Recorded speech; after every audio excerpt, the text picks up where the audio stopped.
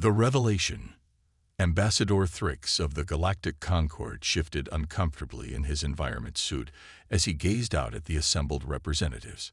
The chamber, designed to accommodate 37 distinct species, hummed with anxious murmurs. 300 cycles of relative peace had ended 6 months ago, when the Voidborn Collective emerged from the uncharted regions beyond the Scutum Centaurus arm. The situation grows dire, Thrix announced, his translator converting his pheromone patterns into standardized audio. The Voidborn have claimed 12 systems in the outer territories.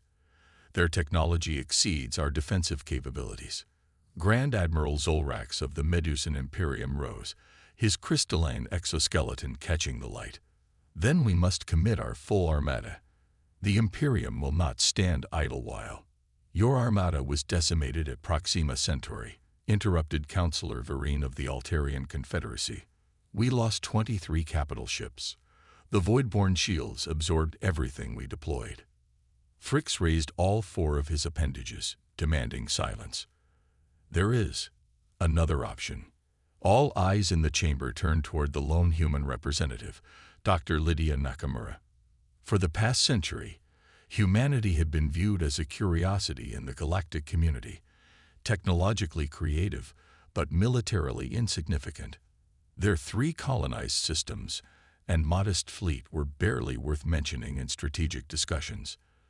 Dr. Nakamura stood, her small frame belying her presence. The Earth Naval Service has been developing a new class of vessel. We believe it may be effective against the Voidborn. Derisive clicks and hisses echoed through the chamber. The humans? Scoffed Zolrax. Your species still uses reaction drives and physical projectiles. What could you possibly offer against an enemy that has rendered our antimatter cannons useless? Nakamura's expression remained neutral. We request permission to demonstrate our prototype at the upcoming defense of Eta Cassiopeia. Thrix considered this. The Eta Cassiopeia system was already considered lost, a perfect testing ground with minimal strategic consequence if the human experiment failed. Permission granted, he finally declared. But this demonstration had better be worth more than Terran theater. Captain Ilara Chen stood on the bridge of the En's Abyss Hammer, watching the final preparations for departure. At 32, she was considered young for such a command, but her tactical genius during the Martian insurrection had earned her this opportunity. All systems nominal, Captain, reported Commander Jackson, her XO. Quantum displacement drive at full capacity. Chen nodded, studying the holographic display showing the massive vessel. The Abyss Hammer looked unlike any other ship in the human fleet, or any galactic vessel, for that matter. Its obsidian hull seemed to absorb rather than reflect light, giving it the appearance of a void cut into space itself. The unconventional design, resembling a massive hammer with a long, slender handle and broader strike surface, had earned skepticism from traditional naval architects. Status of the Crucible? Chen asked. Stable and contained, replied Dr. Kaido Ishikawa, the ship's chief scientist. The exotic matter matrix is holding at 99.7% efficiency. Chen turned to face her crew, a hand-picked team of Earth's finest. In 6 hours, we'll arrive at Eta Cassiopeia. The Concord believes we're bringing an interesting new toy to the battlefield. They're wrong. She paused, making eye contact with each section leader. We're not joining a battle. We're ending a war. The bridge fell silent as the weight of her words settled over them. Humanity had kept its true technological capabilities hidden for decades, presenting a facade of technological mediocrity, while secretly developing weapons that defied conventional physics. Displacement drive engaging, announced the helm officer. Unlike the lumbering hyperdrive jumps of Concord vessels, the Abyss Hammer didn't accelerate into another dimension. Instead, space itself seemed to ripple around the ship as it simply disappeared. Admiral Vexcor of the Altarian fleet watched in mounting horror as another cruiser disintegrated under Voidborn weapons fire. The defense of Eta Cassiopeia was going exactly as predicted, badly. Admiral called his sensor officer, An unidentified vessel has appeared at the edge of the system. Reinforcements? Vexcor asked, though he knew the answer. No reinforcements could possibly arrive for at least another day. Unknown configuration, sir. It's human. Vexcor blinked all three of his eyes in confusion. Human. Show me. The tactical display shifted to show a strange, elongated black vessel moving at impossible speed toward the battle. It was smaller than his flagship, but larger than a typical cruiser, with an unusual configuration that seemed to violate several principles of spatial dynamics. "They're hailing us," reported the communications officer. The screen flickered to life, revealing a human female with short black hair and determined eyes. "Admiral Vexcor, I'm Captain Ilara Chen of the Earth Naval Service. We're here to assist." Vexcor couldn't help the bitter laugh that escaped him. "Unless you brought a miracle, Captain, I suggest you withdraw. We've lost 9 ships already." "We did bring a miracle, Admiral," Chen replied calmly. "Please pull your remaining vessels back to minimum safe distance of 2 light minutes." 2 light minutes. That's well outside the effective weapons range. "Precisely," Chen nodded. "What we're about to deploy isn't a conventional weapon." Something in her tone made Vexcor hesitate. "Very well, Captain. We'll withdraw to observe your miracle." As the Altarian vessels began their retreat, the Voidborn ships, 12 sleek, predatory crafts with ghostly blue energy fields, turned their attention to the lone human vessel. On the bridge of the Abyss Hammer, Captain Chen watched the enemy formation with calculated interest. "They're moving to surround us," reported Tactical Officer Rivera. "Energy signatures indicate weapons charging." Chen nodded. "Perfect. Prepare the crucible for primary activation. Target parameters: selective displacement, non-organic matter only." Dr. Ishikawa's fingers flew across his console. "Crucible powering up. Captain, I must remind you that this will be the first full-scale deployment. Lab tests suggest a 12% chance of containment failure." "Noted, Doctor," Chen replied. "But we're out of alternatives." The ship's lights dimmed momentarily as power redirected to the ship's core. On the view screen, the Voidborn vessels launched their first attack. Brilliant beams of coherent energy that had torn through the strongest Concord shields like paper. They struck the Abyss Hammer's outer hull and simply disappeared. No explosion, no shield flare, nothing. "Crucible at full power," announced Ishikawa. "Displacement field ready." Chen leaned forward. "Engage." For a moment, nothing seemed to happen. Then, space itself appeared to fold around the Abyss Hammer. The distortion expanded outward in a perfect sphere, engulfing the nearest Voidborn vessels. When it cleared, 3 enemy ships remained, but they were no longer whole. Their hulls had been partially erased, as if someone had taken a cosmic eraser to them, leaving only skeletal frameworks where solid metal had been. The exposed interior showed confused, panicking Voidborn crew members floating in suddenly decompressed compartments. "What in the stars was that?" whispered Commander Jackson. "Quantum displacement technology," Ishikawa explained. "We've created a localized field that selectively phases matter into a parallel dimension. We can target specific molecular compositions, in this case, the metallic alloys of their hulls." Chen nodded. "Prepare for secondary activation. Full spectrum displacement." The remaining Voidborn vessels, clearly alarmed by the fate of their companions, began to retreat. But the Abyss Hammer systems had already locked onto them. "Crucible stable," Ishikawa reported. "Field extending." The second wave of displacement was more dramatic than the first. The space around the fleeing Voidborn ships seemed to warp and twist. When reality reasserted itself, the ships were simply gone, not destroyed, but removed from this plane of existence. On the bridge of the Abyss Hammer, the crew maintained their disciplined silence, though the magnitude of what they had just accomplished was not lost on them. They had just introduced the galaxy to a weapon that could selectively erase matter from reality itself. Admiral Vexcor's mandibles clicked rapidly as he struggled to process what he had witnessed. "Impossible," he muttered. "Absolutely impossible." His science officer, equally stunned, could only shake her head. The energy requirements alone would exceed the output of a small star, and the precision of the effect. It violates every principle of physics we understand. The human ship, this Abyss Hammer, now floated serenely where a void-born battle group had been moments before.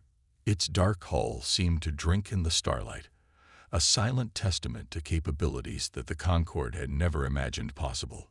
"They're hailing us again," reported the communications officer. Captain Chen's face appeared on screen, looking slightly more strained than before. "Admiral, the immediate threat has been neutralized.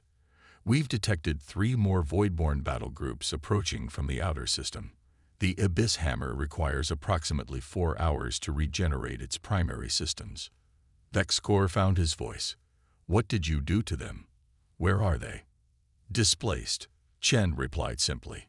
"Into a parallel dimension with different physical constants. They won't be returning." The implications were staggering. Not a weapon of destruction, but of removal, precise, selective, and apparently irreversible. "Captain," Vexcor said slowly, "I believe the Concorde will have many questions for your people." Chen's expression hardened slightly. "We're prepared to answer them, Admiral. But first, we need to secure this system. Our long-range sensors have detected something else, a massive void-born fleet, far larger than anything reported so far, heading toward the Procyon system." Vexcor felt his blood run cold. Procyon housed one of the Concorde's most populated worlds, with over 8 billion inhabitants. "How long until they arrive?" he asked. 72 hours, Chen replied. "And Admiral, this isn't a battle group. It's an invasion force." As the transmission ended, Vexcor gazed at the empty space where 12 void-born warships had been. Humanity had just revealed itself to be the most technologically advanced species in known space, and perhaps the Concorde's only hope against the coming storm. But a troubling thought nagged at him. If humans had concealed this level of technology for so long, what else might they be hiding? The reckoning. The Concorde Emergency Council chamber had never been so crowded. Representatives from 23 species had crammed into the orbital station above Procyon IV, their usual protocols for personal space abandoned in the face of unprecedented crisis. Ambassador Thrix struggled to maintain order as the holographic projection of the approaching void-born fleet dominated the center of the room. Over 300 vessels, ranging from nimble strike craft to massive dreadnoughts, were less than 40 hours from reaching the Procyon system. "We have evacuated nearly 2 billion citizens," announced the Procyon representative, a normally stoic Denebolan whose feathers were now flattened with stress. "But the remaining 6 billion cannot possibly be moved in time. Where are the Medusan reinforcements?" demanded an Arcturian delegate. Grand Admiral Zolrax's crystalline form pulsed with anger. "En route, but they will not arrive for another 50 hours." The Voidborn knew exactly where to strike. The chamber erupted in overlapping voices until Thrix slammed his ceremonial staff against the floor. "Enough. We have a potential solution before us." He turned toward the human delegation, where Dr. Nakamura stood alongside Captain Chen. The demonstration at Eta Cassiopeia was impressive, but a single ship cannot stand against an armada. Captain Chen stepped forward, her uniform crisp despite having come directly from the battle. "The Abyss Hammer is not our only asset, Ambassador. We have 3 more vessels of similar capability in Earth orbit, ready for deployment." Zolrax's crystalline appendages clinked as he gestured dismissively. 4 ships against 300. The math does not favor survival. "Numbers are not everything in warfare," Chen countered. "The Voidborn have never encountered our technology before. They don't know how to defend against it." "And how exactly does this technology of yours work?" asked a Syrian representative, her multiple eyes narrowing. "You expect us to place our fate in weapons we do not understand." Dr. Nakamura activated a holographic display of her own. The quantum displacement drive works by manipulating the fundamental forces that bind matter to our dimension. We create a localized field that selectively phases targeted matter into a parallel dimension with incompatible physical laws. Impossible, snapped a Rigelian scientist. The energy requirements alone are substantial. Nakamura finished for him. Which is why the Abyss Hammer and its sister ships utilize exotic matter containment cores we call crucibles. They generate energy by controlled matter-antimatter interactions across dimensional boundaries.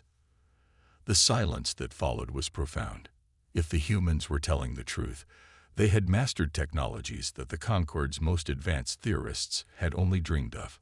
Admiral Vexcor, who had witnessed the Abyss Hammer's capabilities firsthand, finally spoke. I have seen what their ship can do. One moment the Voidborn vessels were there, the next, gone. Not destroyed. Removed. And where exactly did you remove them to? Zolrax demanded. Chen's expression remained impassive. To a dimension where the strong nuclear force is considerably weaker. Their atomic structures would have dissociated. The implication hung in the air. Not just death, but erasure from reality itself. How long has humanity possessed this technology? Fricks asked quietly. We've been developing it for 70 years, Nakamura admitted. The first successful test was conducted 23 years ago, and you kept it hidden from the Concorde. Zolrax's crystalline body flashed with indignation. Why? Dr. Nakamura's gaze hardened. Because we watched how the Concorde treated the Arcosian Empire after they developed gravitational manipulation. Their technology was confiscated, their research facilities occupied, all in the name of galactic security. Several representatives shifted uncomfortably, unable to deny the accusation. We are not here to litigate past actions, Fricks interjected. The question before us is whether to trust humanity with the defense of Procyon. Admiral Vexcor stepped forward. I will vouch for them. I have seen their capability and their restraint. They could have kept this technology hidden indefinitely, yet they chose to reveal it when we needed it most. After hours of tense debate, the Council voted. The Abyss Hammer and its sister ships, the Void Stalker, the Quantum Forge, and the Event Horizon, would lead the defense of Procyon. Captain Chen stood on the bridge of the Abyss Hammer as it emerged from quantum displacement at the edge of the Procyon system. Beside her, the 3 other Earth vessels shimmered into existence, their obsidian hulls forming a loose diamond formation. Citrip, Chen ordered. Voidborn fleet detected, reported the sensor officer. 317 vessels, approaching from the galactic north. ETA to weapons range, 18 minutes. Chen studied the tactical display. The Concorde had managed to scramble 42 ships to defend Procyon, a respectable number, but woefully inadequate against the Voidborn Armada. All ships, this is Captain Chen. She broadcast across the battle network. Form up behind us at minimum safe distance. Do not engage until we have made our initial strike. Admiral Vexcor's voice crackled over the comm. Acknowledged, Captain. May the Void watch over us all. Chen turned to her XO. Commander Jackson, initiate the Crucible synchronization sequence. Jackson nodded, her fingers flying across her console. Syncing with Void Stalker, Quantum Forge, and Event Horizon. Establishing quantum entanglement. Dr. Ishikawa monitored the process from his station. Crucible stability at 97%. Quantum entanglement established. What they were attempting had never been done outside of simulations, linking 4 crucibles to create a displacement field large enough to affect an entire fleet. The energy requirements were astronomical, and the risk of catastrophic failure significant. Voidborn fleet has detected us, announced Tactical. They're accelerating and deploying into attack formation. Chen nodded. As expected. They're curious about the ships that eliminated their scouts. She turned to Ishikawa. Status of the Crucible network. Synchronized and stable. Displacement field parameters locked. All hands, brace for engagement, Chen ordered. Crucible network, activate on my mark. The Voidborn fleet had broken into 3 distinct battle groups, clearly intending to surround and overwhelm the defenders. Their lead vessels, massive dreadnoughts with pulsing blue energy fields, accelerated toward the human ships. "They're charging weapons," reported Tactical. Chen's eyes narrowed. Fire displacement probes. 4 small, unmanned drones launched from the human vessels, accelerating toward the Voidborn fleet at tremendous speed. The enemy ignored them, focusing their attention on the larger threats. "Probes in position," Tactical confirmed. "Mark," Chen said quietly. The space around the probes shimmered as they activated their miniature crucibles, creating 4 anchor points for the displacement field. The Abyss Hammer and its sister ships channeled unprecedented amounts of energy into the quantum network, creating a tetrahedral field that encompassed the lead Voidborn battle group. For a moment, reality itself seemed to bend. Stars visible through the view screen appeared to shift position as light itself was warped by the displacement field. Then, with a silent flash, 37 Voidborn vessels simply vanished. "Crucible network holding," Ishikawa reported, though strain was evident in his voice. "Field stability at 86%. The remaining Voidborn ships halted their advance, clearly reassessing their strategy. After a moment of apparent confusion, they began to spread out, attempting to move beyond the range of the displacement weapon. "They're adapting," Chen noted. "Prepare for evasive maneuvers." Before the order could be carried out, the Voidborn launched a coordinated counterattack. Hundreds of energy beams lanced toward the human vessels, converging on them from multiple angles. "Brace for impact," Chen shouted. Unlike at Eta Cassiopeia, this time the beams did not simply disappear when they struck the Abyss Hammer. Instead, they partially penetrated the hull, causing systems to flicker and alarms to blare. "They've modified their weapons," Ishikawa reported, his face pale. "They're using a frequency that partially exists in the dimension we're displacing to." Chen's mind raced. Crucible status: destabilizing, down to 74%. The Void Stalker, positioned to their starboard, took a direct hit from multiple beams. Its hull rippled as internal explosions tore through its midsection. Void Stalker reports critical damage to their crucible containment. Chen made a split-second decision. "All ships, initiate Protocol Omega. Divert all power to the crucibles." Protocol Omega was a last resort measure, never tested in actual combat. It would push the crucibles beyond their design parameters, creating a cascading displacement effect that would continue expanding until the energy was exhausted. "Captain," Ishikawa warned, "if we do this, we'll lose containment. The ships will be pulled into the displacement field." "I know," Chen replied. "Signal the Concord fleet to fall back to maximum range." Now, as the Concord vessels scrambled to retreat, the 4 human ships moved into a tight formation, their crucibles pulsing with increasingly unstable energy. "Crucible network at 120% capacity," Ishikawa reported, his voice tight. "Containment failing." "All hands, prepare for emergency evacuation," Chen ordered. "Launch the survival pods on my mark." The Voidborn fleet, sensing victory, pressed their attack. Hundreds of energy beams converged on the human vessels, tearing through their defensive systems. "Crucible network at critical threshold," Ishikawa shouted over the alarms. "Displacement field expanding." Chen gave the order. "All hands, evacuate. Launch survival pods now."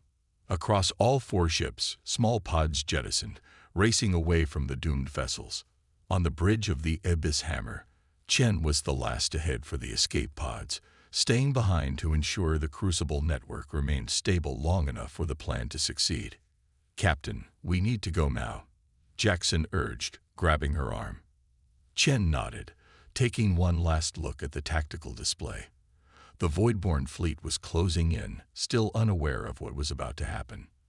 As the bridge crew crowded into the final escape pod, Chen activated the ship's self-destruct sequence, not to destroy the Abyss Hammer, but to ensure the crucible would catastrophically destabilize at the precise moment needed. The pod launched, accelerating away from the doomed ships. Through the small viewport, Chen watched as the 4 human vessels began to glow with an unearthly light. Space itself seemed to warp around them, distorting like a reflection in rippling water. Then, with a silent flash that momentarily outshone the system's star, the Crucible network collapsed. The displacement field expanded in a perfect sphere, engulfing not only the 4 human ships, but nearly 200 voidborne vessels caught within its radius. When the light faded and reality reasserted itself, there was nothing left. No debris, no energy signatures, nothing but empty space where 2 fleets had been moments before. 3 days later, Captain Chen stood before the Concord Emergency Council, her uniform replaced with a simple civilian outfit. Of the 4 human vessels, only 67 crew members had survived in the escape pods. The rest, along with their revolutionary ships, had been erased from existence. "The threat has been neutralized," she reported. "The remaining voidborne vessels have retreated beyond our sensor range. Long-range scans suggest they're withdrawing from Concord space entirely." Ambassador Thrix studied her with all 4 eyes. "At tremendous cost, Captain. Your people sacrificed not only their ships but the very technology that could have protected the galaxy." Chen shook her head. "Not sacrificed, Ambassador. Demonstrated." She nodded to Dr. Nakamura, who activated a holographic display showing schematics for a new class of vessel, larger than the Abyss hammer, with a more refined design. "The Crucible technology was never meant to be a weapon," Nakamura explained. "It was developed as a means of faster-than-light travel, a way to journey between dimensions. The military application was incidental." Zolrax's crystalline form flickered with surprise. "You still possess the technology." "The 4 ships you saw were prototypes," Chen confirmed. "Earth has been constructing more advanced vessels for the past decade. We have 18 completed, with 30 more under construction." The chamber fell silent as the implications sank in. Humanity had not only saved the Concord, but had revealed itself as perhaps the most technologically advanced species in known space. "Why reveal this now?" Thrix asked. "Why not keep your advantage secret?" Chen's expression softened slightly. "Because true strength doesn't come from technological superiority, Ambassador. It comes from cooperation." She gestured to the schematics. "We're offering to share this technology with the Concord, not as a weapon, but as a tool for exploration, for understanding the multiverse." Admiral Vexcor, who had been silent until now, stepped forward. "I support this proposal. The humans could have conquered us at any time in the past 20 years. Instead, they chose to help us when we needed it most." Gradually, the mood in the chamber shifted from suspicion to cautious acceptance. Humanity had proven not only its technological prowess, but its integrity. As the council session concluded, Thrix approached Chen privately. "Your species has surprised us, Captain. When you joined the Concord, we thought you were simply another minor race with interesting cultural quirks." Chen smiled slightly. "We've always been more than we appeared, Ambassador. Humanity learned long ago that it's sometimes better to be underestimated. A lesson the Concord will not forget," Thrix acknowledged. "And a reminder that appearances can be deceiving." As Chen gazed out at the stars visible through the council chamber's viewport, she thought about the journey that had brought humanity to this moment.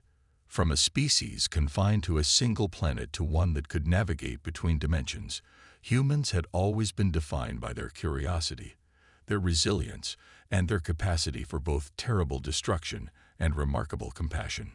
The Abyss hammer and its sister ships were gone, but they had served their purpose. They had shown the galaxy that humanity was a force to be reckoned with, not just because of their technology, but because of their willingness to sacrifice for others. In the vast expanse of space, perception was everything, and in a single stroke, humanity had transformed from a footnote in galactic history to perhaps its most important chapter.